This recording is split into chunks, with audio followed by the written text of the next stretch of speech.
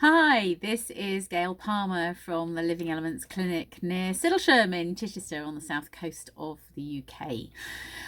There has been a lot of upset, drama, news, whatever you might like to call it, around flu, and particular the latest big outbreak of coronavirus, which is a type of flu in China, which has because we are so well connected these days, spread outside of its local area of Wuhan to the rest of China and other parts of the world from time to time, mainly because of air travel. So I wanted to come on and just reassure people, really, and also give you some ideas of how you can help look after yourself. We may not get coronavirus here in the UK, and there are various stories that it is a manufactured biocidal virus anyway, particularly dangerous to Chinese origin. But that aside, we obviously have plenty of other flu viruses. Flu viruses come from a variety of naturally occurring viruses. They all have relatively similar symptoms. The coronavirus in particular is more of a respiratory virus. You can get more stomach-based viruses, flu viruses, which will cause problems too. Antivirals basically don't really work. So getting these vaccines, which will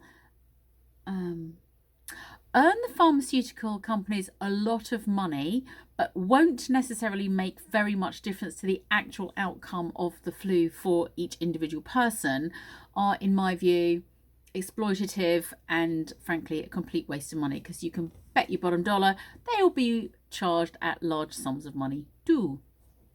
In my experience, the flu vaccine reduces people's chances of getting proper, true, severe flu symptoms only a little, and probably reduces the duration and severity of the flu by half a day or a day, if that. I don't think they're worth it, because they lower your whole immune system in the meantime as well. But there are plenty of things that you can do right away, or if you are exposed to someone who's got flu, to help prevent it, and if you do get the flu, to reduce the duration and severity of it.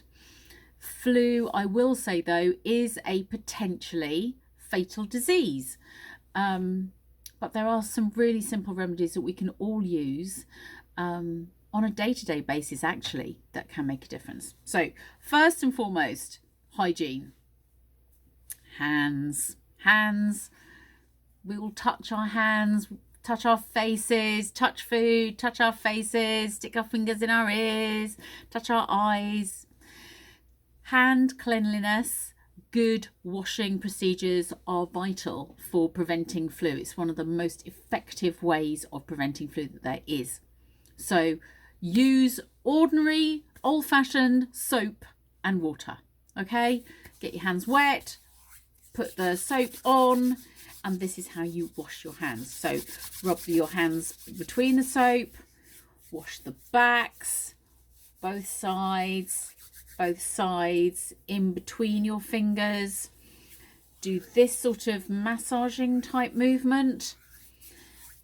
Work up into your lower wrists, lower forearms as well, and then thoroughly rinse them and dry your hands, okay?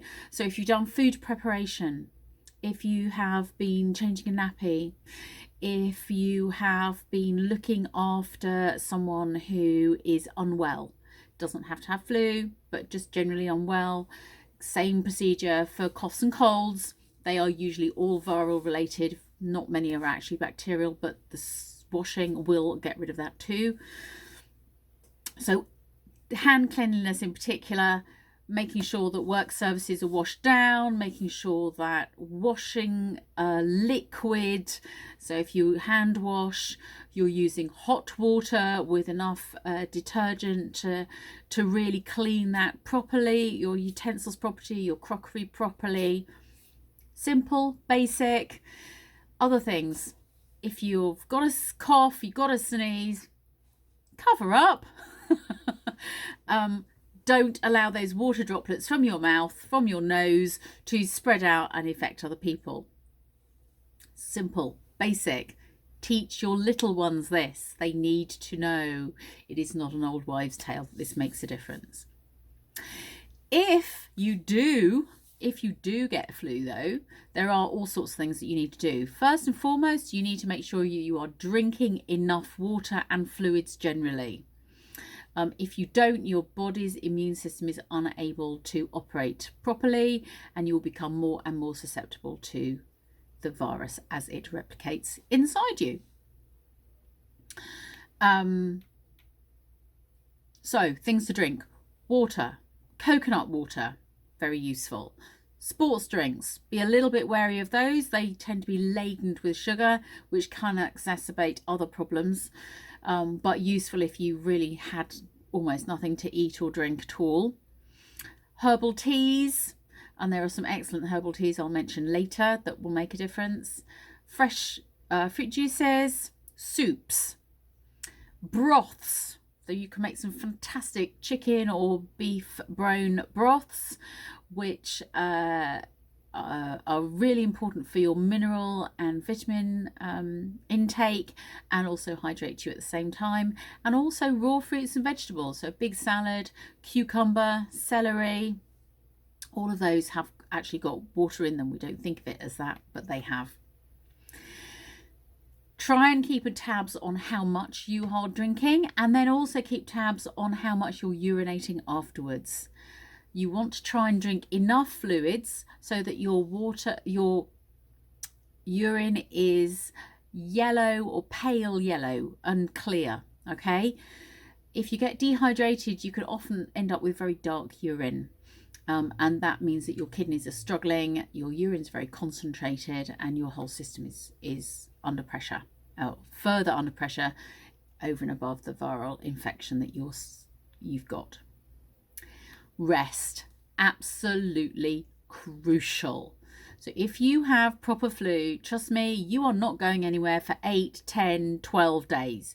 You will be flat out, you will be fast asleep. It's difficult getting someone to drink enough, even if they aren't eating, because their bodies just want to close down and process what's going on inside. But rest is vital, and not going back to work too early. Do not mix with other people. Do not go to the doctors, because you're going to be feeling so awful. You are full of germs and viruses ready to populate the rest of the world. No one else wants it. Thank you. So stay at home, keep wrapped up, rest, sleep, drink lots of water. As I mentioned before, drinking bone broth is excellent for your whole immune system. You get organic chicken bones or organic beef bones. You boil them up, skim off the scum at the top, and then you can drink it. You can freeze it down. It's delicious. It's full of essential minerals and vitamins, and it's tasty.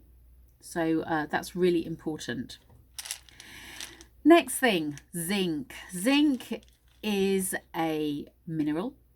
It is the only water-soluble mineral that there is. And it's found in green leafy vegetables, pulses, chickpeas, eggs in particular. But because it's water soluble, when we wash our vegetables and what have you, it often gets washed away. So I highly recommend taking a zinc supplement, okay?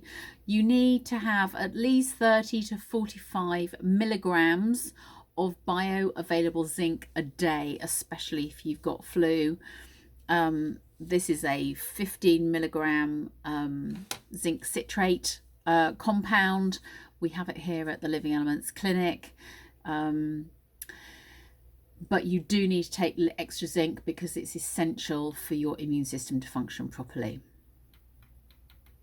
Okay, salt washes, gargles, okay, pre-boiled water or filtered water, add in about a teaspoon to a tumbler of water of salt, and then gargle. So you take a reasonable sized mouthful, take it to the back of your throat, gargle away, spit it out. Do that 4 or 5 times, never swallow it, okay?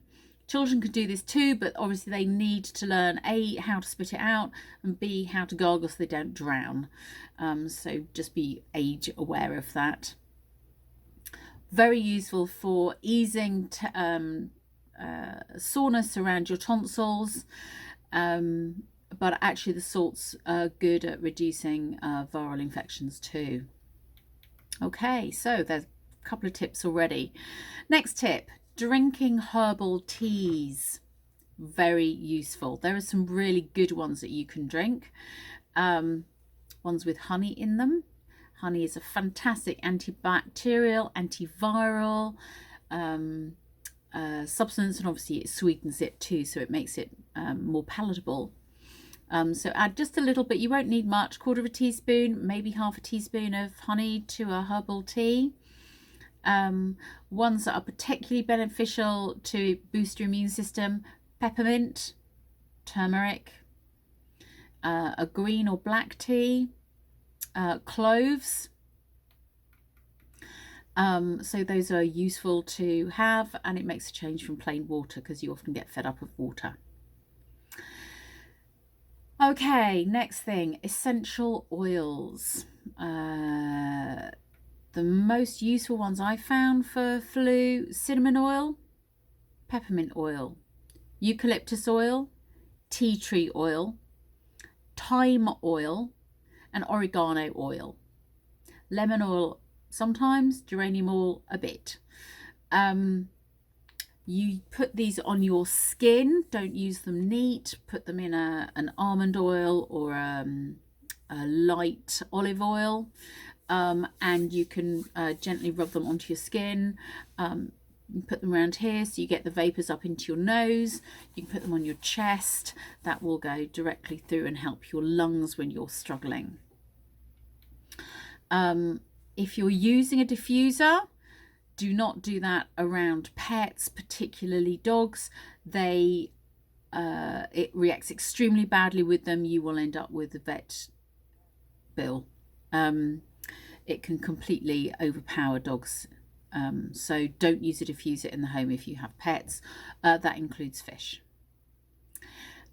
Use a humidifier if you don't have a humidifier at home to increase the water vapor in the air, make it easier to breathe. You can improvise. So a damp flannel on top of a radiator, and it will evaporate gently. That will increase the humidity in a room. You can use a steamer. You can boil a pan of water. All of that will help because dry heat just really makes your whole system struggle. While we're talking about humidification, steam inhalation. So you have a bowl of almost boiling, almost scalding water. Pop a towel over your head, pop your head down over the bowl. You can use things like tea tree oil, a couple of drops in the water. You can use eucalyptus oil. You can use a mixture as easily available is Olbas oil, and allow the oils to be inhaled into your lungs, through your mouth, and also through your skin, actually. Very useful. When you're feeling poorly, and flu does make you feel really poorly, you do not want to eat much. To be honest, there's very little taste in any food anyway. It all just tastes basically of cardboard. But foods that are bland are easier for your system to digest. So bananas, rice, applesauce, toast, bit of honey, soups, boiled or grilled chicken, boiled potatoes, maybe some pasta. Porridge often is very useful. Those will help the stomach symptoms. When you have a stomach related flu, try and avoid all dairy products, milk, cheese, yogurt. I know they feel nice in your throat, but they clog your system up. You produce much more mucus. Avoid spicy foods, fatty foods, fried foods, alcohol, because that dries your system out. You'll just feel much, much worse.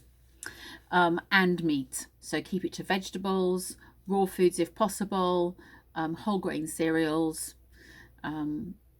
If you're stuck with what you're going to drink with it, as in instead of having milk, have an oat milk, a soya milk, almond milk on a cereal. Try and not have it full of sugar. Okay, so just kind of summing up, other things that are important is a high vitamin C intake. So kiwi fruit, citrus fruit are all high in vitamin C, but I would highly recommend that you take a vitamin C supplement.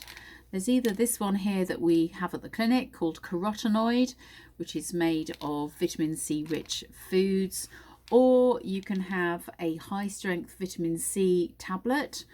This one is a sustained release one by GNLD, which again we have at the clinic, but you might find you can get one of the fizzy ones.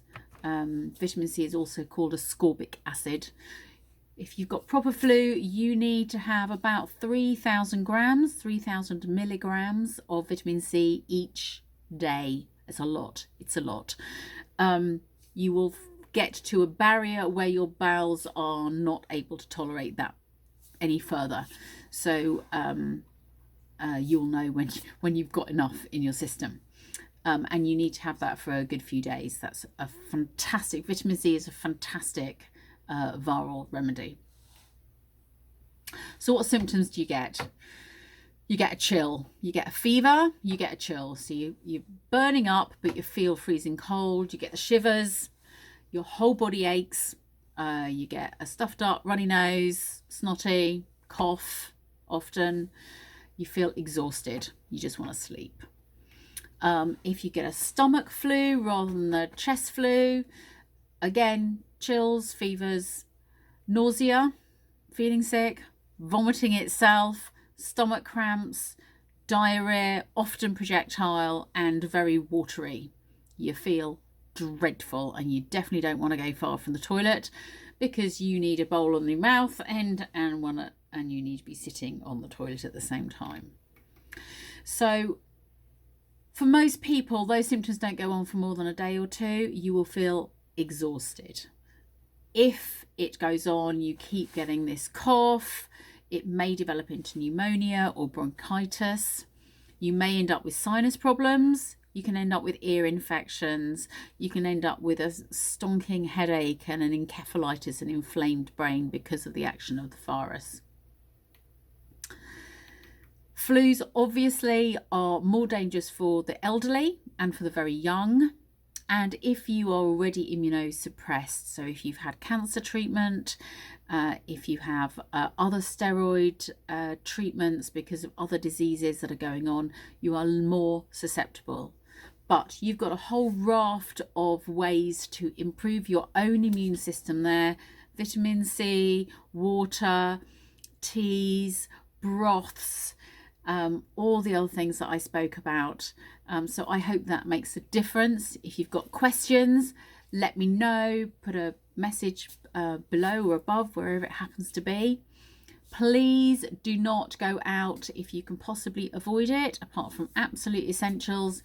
Keep well wrapped up. To be honest, if it's proper flu, you probably won't be going anywhere anyway. I hope that's been helpful. Please do not worry unduly about this latest coronavirus. It is a flu-like symptom like any other, and it's still unlikely that you will get it. Take care for now. That's Gayle Palmer from the Living Elements Clinic, where your health is my priority. Thank you.